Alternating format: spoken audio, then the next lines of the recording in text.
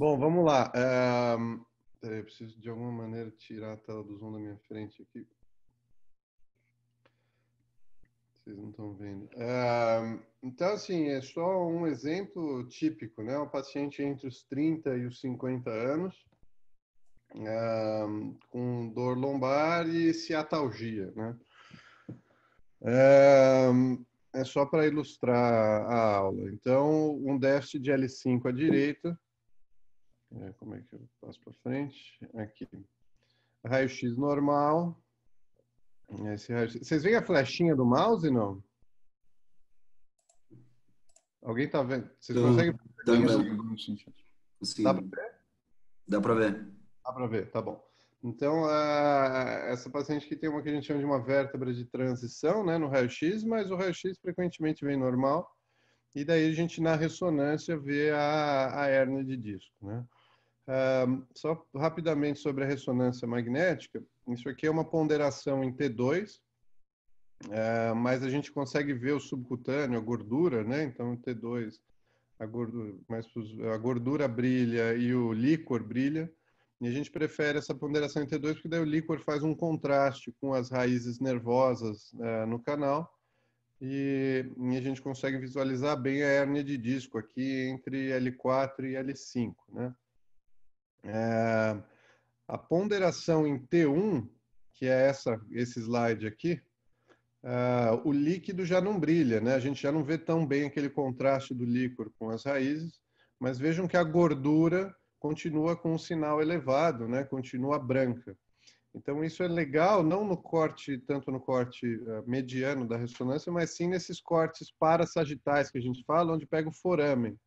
Então nos cortes parassagitais fica bem definido que o foramen ou os foramens ainda tem espaço, à exceção talvez desse foramen aqui de L5 à direita, vejam, ó, ele está um pouquinho mais obliterado, L5 à esquerda tem um pouquinho de gordura, desculpa, aqui seria a esquerda, né? L5 à direita a gente vê um pouquinho de gordura, né? Então a gente usa esses cortes parassagitais em T1, às vezes para a gente ver se o foramen está livre ou não. Mas é o T2 que vai fazer com que a gente consiga visualizar bem ali a extrusão do disco L4, L5, e aqui até com uma certa migração inferior, né, indo em direção a L5.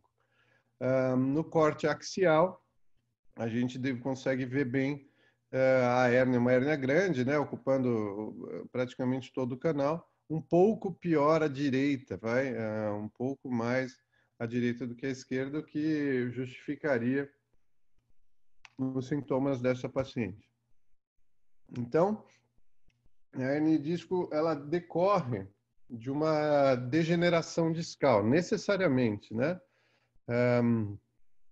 Então, a prevalência de dor lombar, né, muitas vezes associada à degeneração discal é absurda ao longo da vida. 80% das pessoas vai desenvolver algum tipo de dor, vai ter um episódio de dor lombar.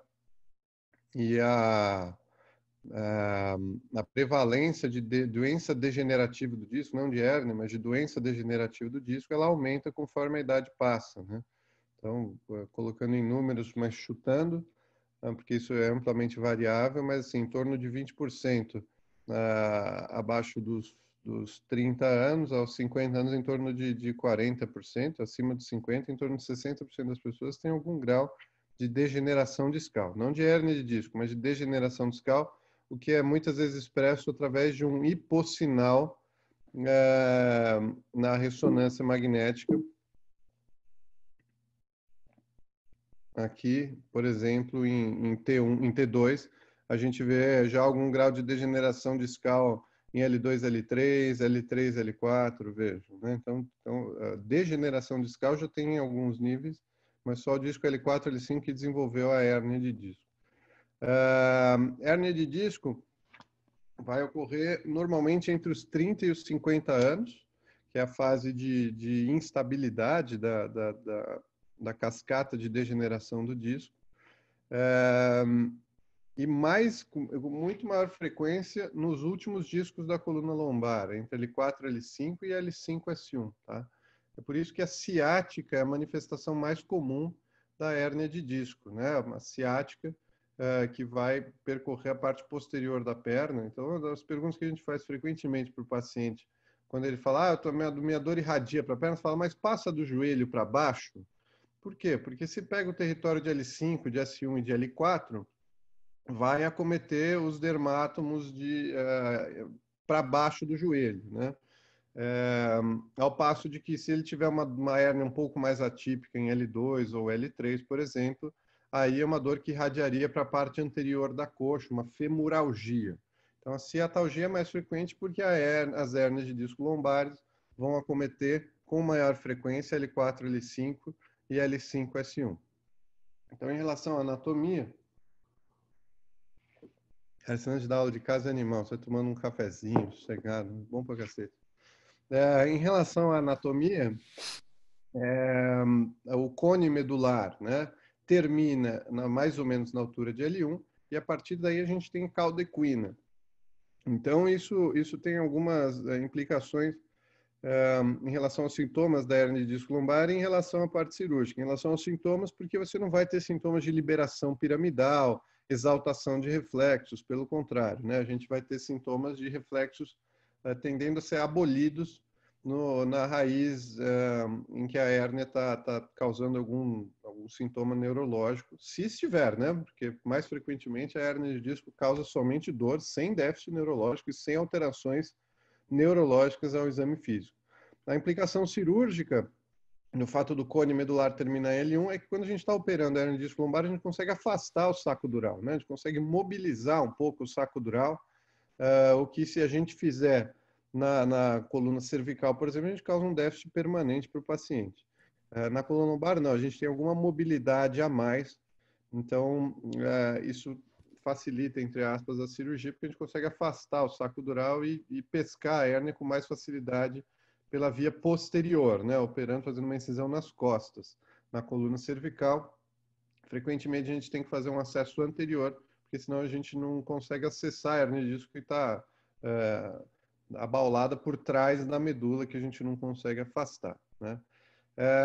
Um conceito interessante e importante para vocês é de raiz emergente e de raiz transeunte, né? Então, assim, vejam, por exemplo, nesse slide, nesse exemplo, se a gente tiver uma hérnia de disco no nível L4 ou L5, frequentemente essa hérnia de disco, em vez de acometer a raiz emergente, ou seja, a raiz de L4, que é a raiz do nível, vai acometer a raiz transeunte, a raiz de L5, que ainda vai sair lá embaixo, né? Vocês estão visualizando o mouse passando, não? Estamos vendo, senhor. Estão vendo. Então, assim, isso é uma perguntinha capciosa de prova, né? Qual raiz que a hérnia de disco L4, L5, por exemplo, pode acometer? A maior frequência, o que eu mais vejo, é acometer a raiz transeunte. Então, uma hérnia L4, L5 causaria sintomas radiculares no nível de L5, né? A não ser que ela esteja migrada para superior ou que ela seja uma hérnia bem na altura do foramen, bem na emergência da raiz, aí uma hérnia de L4, L5, ela pode acometer a raiz de L4 também. E eu vou mostrar no slide mais para frente que se essa hérnia for extremo lateral, ou seja, se essa hérnia estiver já na lateral da coluna, entrando no músculo psoas, ela pode pegar inclusive o plexo lombosacro, ela pode pegar a raiz do nível superior. Então, isso que é a pegadinha de prova. Uma hérnia extremo lateral L4, L5, às vezes ela comete inclusive a raiz de L3, só que isso é muito raro, né? É bem mais difícil a gente observar isso na prática clínica. Então, o que eu tinha comentado da fase de instabilidade é que a degeneração discal passa classicamente por essas fases de disfunção, de instabilidade dos 30 aos 50 anos, e daí ela vai estabilizando, o que significa basicamente que vai formando calcificações, osteófitos, a coluna vai perdendo movimento e na consequência mais tardia, eventualmente pode até anquilosar o nível, né? Então, a doença degenerativa discal, ela tem uma manifestação diferente em pacientes mais idosos, né? Em pacientes mais idosos, o que a gente vai ver normalmente? Uma diminuição de movimento, a formação de osteófitos, bicos de papagaio, é um espessamento das articulações facetárias, e daí acaba por ter uma diminuição até óssea dos forames e do canal vertebral. Então, a estenose lombar, ou seja, uma hipertrofia do amarelo, dos discos, causando uma estenose mais central no canal, ela é mais prevalente acima de 50 anos. E acima de 50 anos é mais difícil ter hérnia de disco. Você tem um disco mole, entre aspas, que hernia. Isso vai acontecer normalmente em pacientes de meia idade.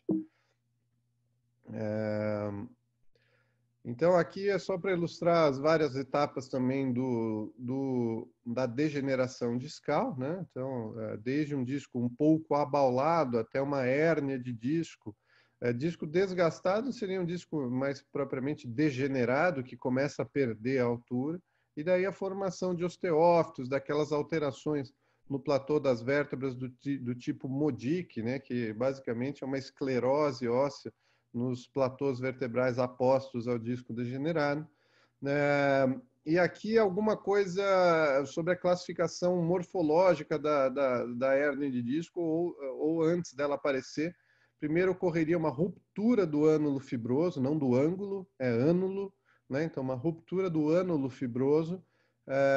Isso pode doer ou não, isso às vezes está laudado na ressonância magnética. Não necessariamente tem algum significado clínico, então, frequentemente tem alguma ruptura do ânulo fibroso, sem manifestação clínica, não é algo cirúrgico, mas pode ser que cause uma dor aguda, que tende a melhorar, na verdade, né? Isso você vai ver na ressonância como um hipersinal somente na bordinha do disco, bem localizado. A protrusão e a extrusão do disco são coisas diferentes. Em tese, uma protrusão discal tem uma base mais larga, e uma hérnia de disco, a base ela já é menor do que o componente que está exposto, né?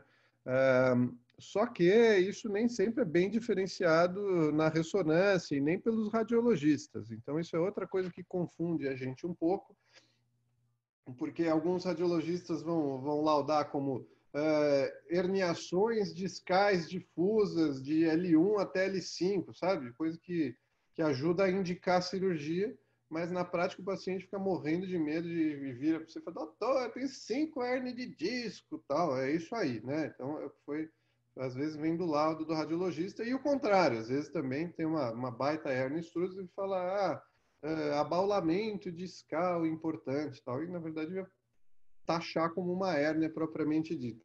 Então, cuidado com o laudo, né? A gente tem meio que bater o olho e às vezes explicar para o paciente que a diferença entre uma hérnia de disco e uma protrusão do disco é bem tênue, né? Por último, aqui a gente tem uma hérnia sequestrada, quando a hérnia perde a conexão com o local onde ela saiu do disco, e ela pode inclusive migrar e estar um pouco acima, um pouco abaixo, passando o ligamento longitudinal posterior. Então, aqui é só ilustrando a diferença entre uma protrusão e uma extrusão do disco, né? A protrusão, em tese, tem uma base mais larga do que a altura, e uma hérnia extrusa já tem uma base menor do que a altura. Isso é fácil desenhar, mas não é fácil de observar na imagem. Lógico que uma coisa confunde com a outra. Por que dói a hérnia de disco, né? A hérnia de disco, eu costumo dizer para os meus pacientes que ela tem um componente inflamatório e um componente mecânico, né? Então, o componente inflamatório são aquelas células de fibrocartilagem, né, que não deveriam estar ali, que causam inflamação. E o componente mecânico, esse componente, a hérnia propriamente dita, está ocupando um espaço em que não deveria estar, né? Isso é importante às vezes explicar, porque assim, por que você faz uma infiltração? Muitas vezes você joga corticoide, anestésico no forame e a dor melhora e acaba não voltando, né? Você não tirou a hérnia de lá, né? Mas você está melhorando o componente inflamatório da hérnia de disco, né? Se não há um déficit, se não há uma perda neurológica importante, às vezes você fazer uma infiltração resolve o problema do doente e acaba evitando uma eventual cirurgia, né? Então é o que a gente faz meio que rotineiramente, inclusive em consultório. Agora, o componente mecânico a gente não tira com uma infiltração. O componente mecânico, às vezes, ele pode se resolver sozinho. Às vezes, a hérnia de disco, a parte que está extrusa, ela é reabsorvida. Tá? É diferente da degeneração do disco. A degeneração do disco, o desgaste do disco, aquele hipossinal na ressonância que vai né, tornando-se uma perda de altura do disco, inclusive essa esclerose do platô, as alterações do tipo Modic, isso é irreversível, né? Então, a degeneração do disco é irreversível, mas, paradoxalmente, o componente que está extruso pode acabar sendo reabsorvido ou não, né? Às vezes os sintomas melhoram, mas a hérnia continua lá. Às vezes a hérnia, inclusive, calcifica, o que torna a cirurgia um inferno. Mas a dor, inclusive, a dor pode melhorar se houver um baixo grau de compressão, se é que dá para falar isso aí. Eu gosto desse slide só porque mostra aqui, olha, no corte coronal, como que a hérnia de disco no nível L5, S1, por exemplo, acometeria mais a raiz de S1, acometeria mais a raiz transeunte do que a raiz emergente, né? Isso a gente vê com bastante frequência, né? Uma ciatalgia irradiada para a parte posterior da panturrilha, mas como é que o paciente vai ter uma hérnia no nível S1, S2? Não tem, né? Não tem disco lá. Então, isso sempre é causado por uma hérnia no nível L5, S1, acometendo a raiz transeunte, perdão. Então, a gente pode... A hérnia típica é essa... Você sempre vai perguntar, para a gente está com dor, ele já vem com ressonância, às vezes, no consultório, um vai mostrar para vocês. E daí você sempre vai ter... A primeira coisa que você tem que identificar é se uma dor com um padrão de ciática ou se é uma dor lombar, que muitas vezes, pela própria degeneração discal ou pela própria degeneração facetária, ou às vezes até uma dor miofacial, pode ter uma irradiação para a região do glúteo, para a região posterior da coxa, sem que isso seja uma ciática, tá? É importante, então, diferenciar entre uma ciática e uma dor lombar propriamente dita. Isso determina, às vezes, seu sucesso na cirurgia, né? Então, a gente é bom de descomprimir o nervo, tá? A gente é bom de fazer a ciática ir embora. Quando o paciente tem uma ciática típica, não melhora com o tratamento conservador, a ciática, se você tira a hérnia, a ciática melhora praticamente imediatamente, né? Diferente de uma eventual dor lombar que frequentemente é uma dor lombar inespecífica. O paciente tem várias alterações no exame, tem degeneração do disco, alteração facetária, um paciente pode ser obeso, pode ser sedentário, pode ter um componente aí fibromiálgico. Então, a dor axial, ela é de diagnóstico mais difícil, e a dor axial faz com que, por ser muitas vezes inespecífica, faz com que a gente dificilmente indique cirurgia, tá? Então, indicar cirurgia para dor axial, eu já indico, eu faço artrodese. Às vezes você vai num congresso de coluna, os caras, não, eu não indico nunca. É mentira, né? Mas o paciente precisa te convencer que aquela dor axial, que ele já fez de tudo, que ele fez um bom tratamento, tomou as medicações, e eventualmente você pode, inclusive, fazer uma artrodese para melhorar a dor axial, mas isso não é tão bem estabelecido. Agora, uma dor radicular, aí é mais bem estabelecido que se você fizer aí 2 meses de tratamento conservador, 6 semanas, 8 semanas de um bom tratamento conservador e não tiver melhora, aí você está autorizado a fazer uma cirurgia para descomprimir, para tirar a hérnia de disco, uma dissectomia, né? Quando que a gente não aguarda 6 a 8 semanas de tratamento conservador?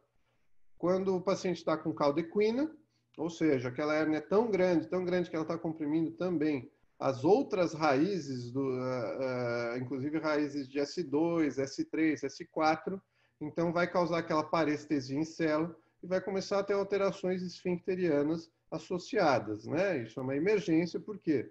Porque se a gente não operar em até 24 horas, o prognóstico piora muito. O cara fica impotente,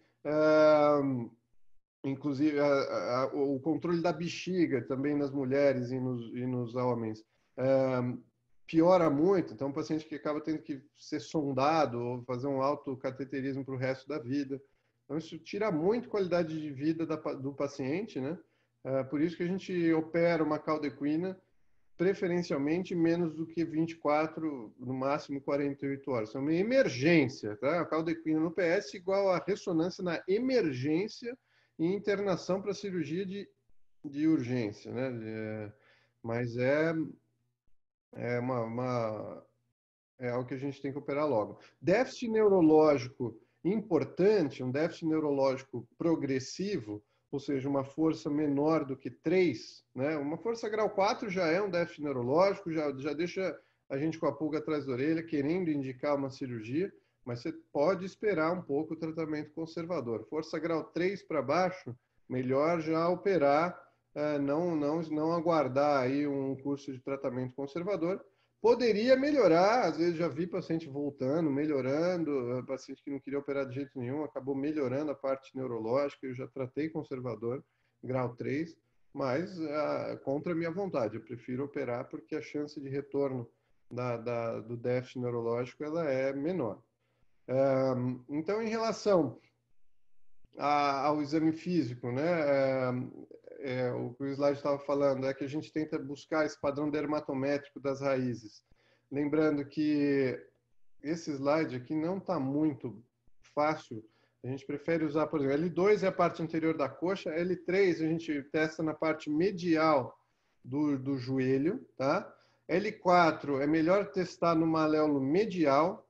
L5, em vez de ir no primeiro interdígito, é melhor testar no maléolo lateral, na parte lateral da perna. E S1 é mais na panturrilha e no dorso lateral da planta do pé, né? A parte perianal e genital é S3, S4, S5. Eu digo isso porque assim, é mais frequente mesmo a radiculopatia de L5 irradiar para a lateral da perna e a radiculopatia de S1 irradiar para a parte da panturrilha, para a posterior e para a planta do pé. Isso é o mais típico, tá?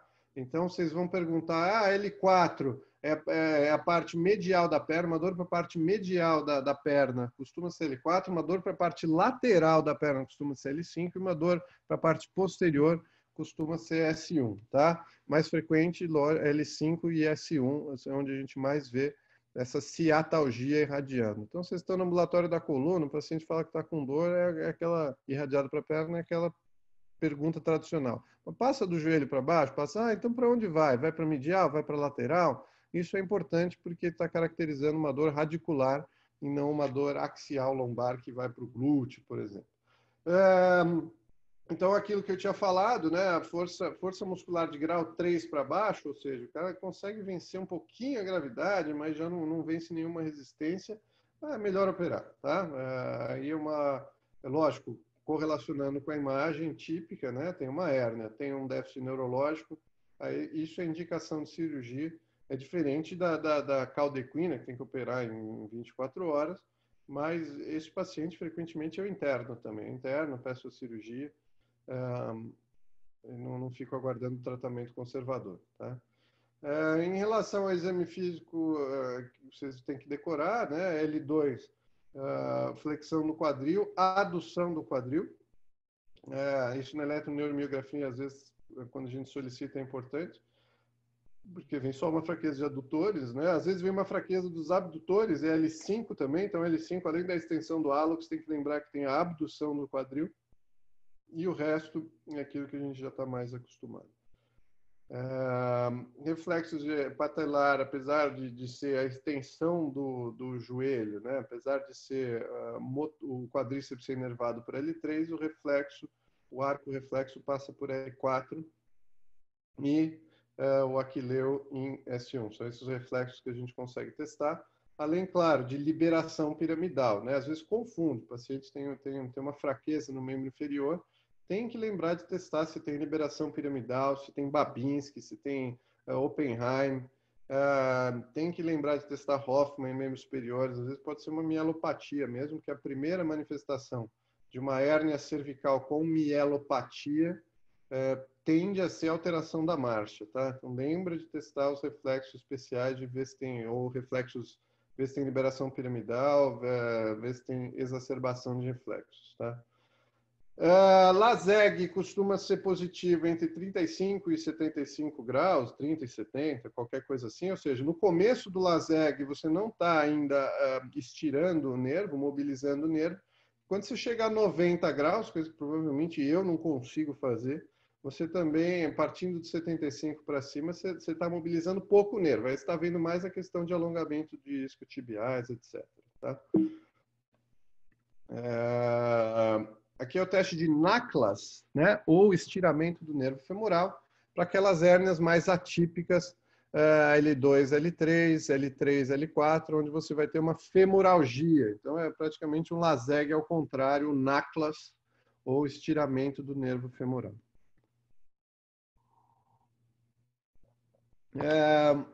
Uma dor, uma lombalgia crônica ou uma lombociatalgia crônica é uma dor que tem mais de 3 meses de evolução, tá? Isso só seria mais importante pensando no tratamento conservador. Quando a gente tem uma dor crônica, a gente frequentemente associa também outras medicações para dor crônica, amitriptilina, gabapentina, pregabalina, se bem que esses remédios funcionam bem também para dor neuropática, para uma dor aguda típica neuropática, você já pode entrar com essas medicações logo no começo, né? Relembrando a classificação, então, é uma protrusão discal, não ultrapassa o ânula, a base é mais larga que a altura, extrusão, base, enfim, já ultrapassa o ânulo fibroso e a base é menor do que a altura, e o sequestro ocorrendo frequentemente, ultrapassa inclusive o ligamento longitudinal posterior e dá uma migrada. É mais difícil a gente ver uma hérnia sequestrada, pode acontecer, tá? Então, a diferença aí entre hérnia contida e não contida. Contida está abaixo do ligamento longitudinal posterior, não contida ultrapassou o ligamento longitudinal posterior. Às vezes essa hérnia vai parar na parte posterior do canal. Aí você fica maluco tentando saber se aquilo é um tumor, se é uma hérnia de disco, porque é um diagnóstico diferencial um pouco mais difícil, porque, enfim, não tem necessariamente uma ligação com isso, mas é raro, graças a Deus, né? Aqui o conceito que eu estava falando lá no começo, das hérnias centrais, foraminais ou extremolaterais, né? Então, por que isso é importante? Porque isso determina, às vezes, que raiz vai ser acometida e qual vai ser a manifestação clínica dessa hérnia de disco, né? Então, aqui, esse vermelhinho é o que a gente vê com mais frequência, tá, pessoal? Então, você vai ter uma hérnia central, uma hérnia centrolateral. No corte axial da ressonância, ela vai começando a entrar assim embaixo da faceta, mas ainda não está no foramen, tá? A hérnia foraminal, essa que está azul aqui, que eu estou apontando. E daí uma hérnia extremolateral ou extraforaminal seria essa daqui, ó. Esse aqui é o músculo psoas, então por aqui devem estar passando as raízes que já saíram nos níveis acima. Se tiver uma hérnia grande acometendo aqui essa região extremolateral, às vezes você causa sintomas neurológicos radiculares das raízes superiores. Então, por isso que uma hérnia extremolateral L4, L5 causa sintoma em L3. Uma hérnia foraminal L4, L5 causa sintoma em L4. Uma hérnia centro-lateral ou central L4, L5 vai causar sintomas na raiz transeunte, ou seja, em L5, tá? E, lógico, se ela comete o canal inteiro, vai pegar as raízes centrais, as raízes sacrais que estão passando, e daí vai ter uma síndrome da cauda equina. Ressonância é o melhor exame, né? A gente está super acostumado, a gente faz muito menos raio-x, a gente faz raio-x, às vezes precisa ver se tem alguma, principalmente flexo-extensão, para ver se tem alguma instabilidade. A gente faz raio-x, às vezes, para visualizar alguma vértebra de transição mais difícil de ver na ressonância. Lembrando que existe a alternativa de mielotomo para pacientes com contraindicação à ressonância, marca-passo, etc. Tá? Então, mielotomo, às vezes, é uma alternativa. É muito difícil a gente precisar pedir esse exame, é um exame invasivo, né? Mas é uma alternativa. Diagnóstico diferencial, lógico, que você pode ter um tumor, você pode ter um chivanoma assim, na raiz, você pode ter uma discite no nível. Estenose é importante lembrar, então estenose vai acometer mais pacientes mais idosos, mais causada principalmente pelos osteócitos, pela hipertrofia de ligamentos, pela hipertrofia das articulações. E lembrando que não necessariamente você precisa pedir exames logo de cara quando o paciente tem uma lombalgia ou uma lombociatalgia, tá? Alguns trabalhos mostram que se você fizer isso, você vai pedir uma ressonância, vai vir alteração, porque alterações são prevalentes mesmo em pacientes assintomáticos, e às vezes o paciente fica um pouco mais encanado, né? Ele fica achando que ele tem 5 hérnias de disco, por exemplo. Você não ajuda muito. Mas assim, na prática, no nosso contexto brasileiro de medicina de convênio, eu acho mais difícil não pedir uma ressonância para o paciente que vem com dor lombar, tá? Eu diria que para a maioria dos pacientes do meu consultório que chega sem exames, que às vezes eles já vêm até com exames, eu acabo pedindo uma ressonância sim. Porque eu sou especialista, sou cirurgião de coluna. Então, e o paciente aqui não tem aquela triagem que ele passa primeiro na medicina primária, primeiro no posto, né, ou com o clínico. Não tem.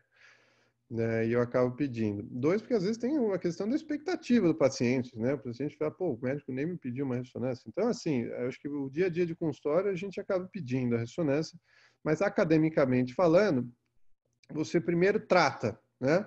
Você está autorizado a primeiro tratar a fisioterapia, repouso relativo, anti-inflamatório, analgésico, e só proceder com investigação se não houver melhora, ou lógico, né, se tiver algum red flag, se tiver alteração neurológica, se for um paciente idoso, se tiver suspeita de infecção ou tumor, etc.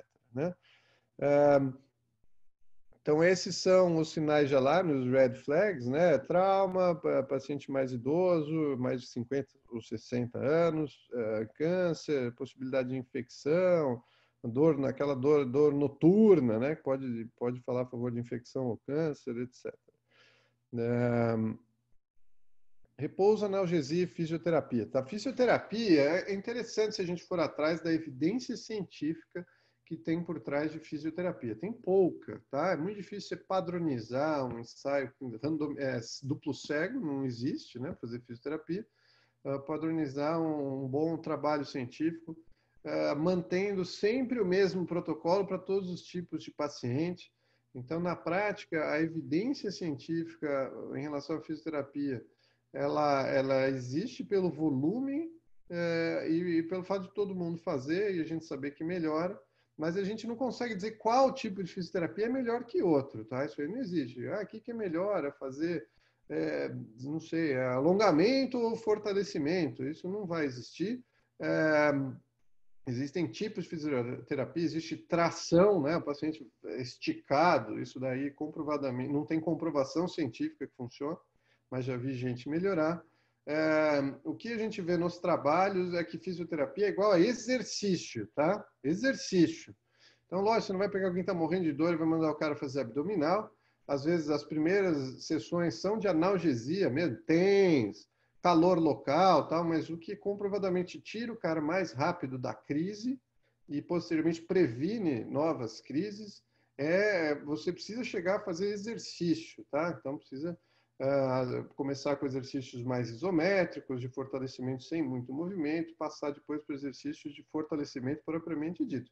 Se a fisioterapia não conseguiu chegar aí por dor, ou simplesmente porque a fisio do convênio costuma ser muito ruim, os caras nem fazem muito exercício, você sabe que está sendo uma fisioterapia inadequada, né? Analgésicos e anti-inflamatórios são a primeira linha de tratamento. Lógico, anti-inflamatório se não tiver contraindicação, analgésico é dipirona, paracetamol. Posteriormente, se não há melhora, opioides fracos, tramadol e codeína. Então, primeiro é analgésico, depois não melhorou com analgésico simples, aí eu já adiciono um anti-inflamatório, deixo um relaxante muscular, por causa da ciclobenzaprina, que dá sono, tal, mas deixa uma ressaca, existem outros também, Coltrax, etc. Então, a receita mais padrão é dipirona, anti-inflamatório, um Miozan, ciclobenzaprina, e se a dor estiver muito forte, um Tilex ou um Tramal, tá? Não está melhorando? Tem uma dor neuropática, normalmente eu entro com pregabalina ou gabapentina, eu prefiro entrar com esses neuromoduladores do que a amitriptilina. A questão de amitriptilina mexer um pouco com o apetite, com o humor, mas também seria uma possibilidade. Então, não está melhorando com isso, eu deixo aí algumas semanas desse tipo de medicação e sempre fazendo a fisioterapia. A acupuntura também pode melhorar, existem trabalhos mostrando que melhora. A acupuntura eu costumo dizer que é opcional para os meus pacientes, tá? Eu falo assim, olha, tem gente que melhora, tem gente que não melhora com a acupuntura. Eu não consigo saber quem vai melhorar ou não. Se o paciente tem medo, não quer, não tem tempo, não está afim, eu deixo bem claro que não tem problema. E tem gente que quer, que gosta, que faz, e é ótimo, é melhor do que tomar remédio. Então, eu dou acupuntura também, e às vezes só com a acupuntura já resolve. Então, eu passo também, tá? Reabilitação é aquilo que eu falei, né? Exercícios, tá? Meios físicos são coadjuvantes, eles são mais, eu costumo dizer que é uma fisioterapia analgésica, né? Então, a fisioterapia analgésica é importante, tá? Mas não está comprovado, não tem uma melhora por si só com esse tipo de fisioterapia, tá? 6 semanas de tratamento conservador, ou seja, de 1 a 2 meses de tratamento conservador, não está melhorando, cirurgia. Já chegou com uma força aí, grau 3 para baixo, cirurgia. Caldequina, cirurgia de urgência, tá? Em 24 horas. Tá? Essas são as indicações de tratamento cirúrgico. Estou falando mais em relação à dor radicular, tá? A ciatalgia. Dor lombar, dor axial, lembra daquilo que eu já mencionei no começo, dor axial, eu prefiro enrolar, né? Fazer o cara fazer pilates, natação, deixar o paciente aí 6 meses a 1 ano antes do cara me convencer que cirurgia é a única opção possível. E no meio do caminho a gente ainda pode fazer infiltração, né? Pode infiltrar, fazer uma infiltração do foramen, das facetas, enfim, para evitar um tratamento cirúrgico. Então, academicamente falando, dor axial, dor lombar não é uma boa indicação de cirurgia. Artrodese não é um bom tratamento para dor lombar pura, tá? Descompressão, dissectomia é um bom tratamento para dor radicular. Tá? Então, aqui é uma ilustração mostrando uma dissectomia do nível L5-S1. Veja, a gente faz uma laminotomia, faz uma janelinha óssea, tira o amarelo, uma flavotomia, consegue afastar o saco dural, porque as raízes da caldequina não são nível medular, né? E daí a gente consegue pescar a hérnia de disco, fazer uma dissectomia ou uma microdissectomia, porque a gente usa microscópio, tá? Laminotomia, fazer uma janelinha óssea, é diferente de uma laminectomia, que é tirar a lâmina inteira, que muitas vezes a gente faz numa estenose, por exemplo, né, que é tirar todo o processo espinhoso, inclusive, toda essa lâmina posterior. Uma artrectomia inclui, inclusive, tirar as facetas aqui para liberar bem o forame, tá? Então, às vezes, a gente vai fazer uma cirurgia de artrodese, vai fazer um cage, que a gente entra pelo forame, um T-leaf, a gente faz uma laminartrectomia. Tá? Não é isso que eu vou falar hoje, eu estou falando da microdissectomia para tratamento de uma hérnia de disco, tá? Para alívio da dor radicular. Existe a possibilidade de fazer uma cirurgia endoscópica, tá? Para tratamento de hérnia de disco, principalmente hérnia de disco aguda. A cirurgia endoscópica tem algumas restrições quanto à anatomia. A gente nem sempre consegue alcançar a hérnia de disco. Cirurgia endoscópica, ela pode ser uma cirurgia interlaminar, entrar através das lâminas. A cirurgia interlaminar endoscópica, ela entraria aqui, ó, onde está a flechinha do mouse. Entre as lâminas da vértebra superior e inferior, através do ligamento amarelo. Tá? A cirurgia interlaminar, ela é mais frequentemente indicada, a endoscópica, no nível L5-S1, porque o espaço interlaminar L5-S1 é maior do que nos outros níveis. Tá?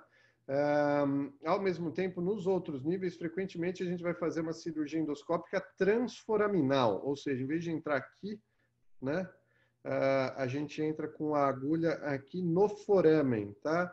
Qual que é a limitação de fazer uma cirurgia transforaminal? Número 1, você não consegue pescar bem uma hérnia que seja uma hérnia mais central ou centrolateral. Às vezes você pesca melhor uma hérnia foraminal com esse acesso. E número 2, você às vezes não tem acesso direito ao foramen de L5-S1 por causa da bacia, por causa do ilíaco, tá? Então a cirurgia endoscópica ela tem algumas restrições. Quando bem indicada, ela também funciona, tá? Limitações, além disso, tem uma curva de aprendizado, exige instrumentais específicos, você não tem uma visão 3D, se você tem um sangramento importante, você às vezes tem que abrir, tá? Então, mas é uma boa ferramenta e pode ser indicada. Tem pouca diferença na minha cabeça de uma cirurgia endoscópica por uma microdissectomia, tá? Uma cirurgia endoscópica vai ter uma incisão aí de 2 centímetros, uma microdissectomia vai ter uma incisão de 4 centímetros. Então, os resultados são muito semelhantes. A gente fez um trabalho nosso no IoT, em que a gente viu resultados semelhantes, mas no Insiders ali, né, o que eu vi foi que às vezes você tem algumas intercorrências que você acaba precisando abrir, e às vezes você tem uma taxa de reop um pouquinho maior, que pode estar relacionada à nossa curva de aprendizado, mas fato é que tem pouca vantagem, mas também tem pouca desvantagem, tá? Então está bem indicado. Eu não vou falar de artrodese, né? Então, veja, eu estou falando de cirurgias para liberação do nervo, para melhora da radiculopatia, tá? A artrodese, você tem uma indicação mais clara quando você quer estabilizar a coluna, quando você tem... isso é uma indicação mais clara, quando tem alguma instabilidade, uma espondilolistese, por exemplo. E você pode questionar, porque eu estou falando isso porque isso é o que a gente vê na prática, isso não é tão acadêmico, mas é o que a gente vê na prática. Se o paciente tem muita dor axial, né, se o paciente tem uma dor lombar importante, tem gente que prefere indicar uma artrodese como se fosse para resolver esse quesito, né? Então vamos lá, já que você tem muita dor lombar, você tem esse disco degenerado, a gente tira a hérnia e já fixa, já estabiliza esse nível para que melhore também essa dor lombar. Isso não é bem estabelecido em termos científicos, tá? Em termos científicos, você fazer uma artrodese, os resultados no longo prazo, ou seja, depois de 2 anos, são semelhantes a não fazer nada, ou seja, sobra uma dorzinha, tá? Melhora, mas sobra uma dorzinha. E a artrodese, ela carrega consigo o problema da degeneração do nível adjacente, né? Ou seja, você fixa um nível, estabiliza um nível, você acaba sobrecarregando o nível adjacente, né? Com excesso de movimento, com uma biomecânica um pouquinho diferente, e você pode aumentar um pouquinho a chance do paciente ter problemas no futuro com degeneração do nível adjacente. Um pouquinho, assim, é 3% ao ano, né? Então, se eu faço uma artrodese num cara, no ano seguinte ele tem 3% de chance de desenvolver algum grau de degeneração do nível adjacente que seja cirúrgica. Isso tem pouca implicação no curto prazo, mas ao longo de 30 anos, 3% ao ano, veja, é bastante, né? Então, é um pouco isso que eu queria falar em relação à hérnia de disco lombar. A diferença aqui de fazer a aula online é que a gente acaba interrompendo um pouco, vocês perguntam um pouco. Então, alguém tem alguma pergunta? Alguém quer fazer alguma pergunta em relação à prática clínica, cirurgia, etc.?